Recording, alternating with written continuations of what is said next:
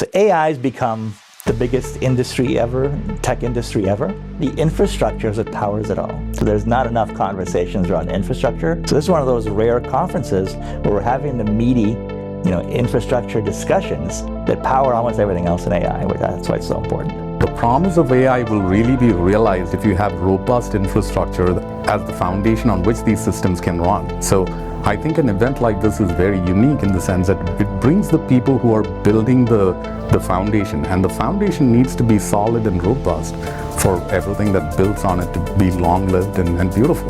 What is the nature of reality that we can compute well enough? And really, we're just starting to see different infrastructure players come up with different answers. So it's really a very open race right now. So always come to the connections and to the people who come to the events. And this is why I come to here every year, for getting some inspiration and just connecting with the people. Ignite is extremely connected community. Welcome to the AI Infra. Welcome to the AI Infra. Welcome to the AI Infra.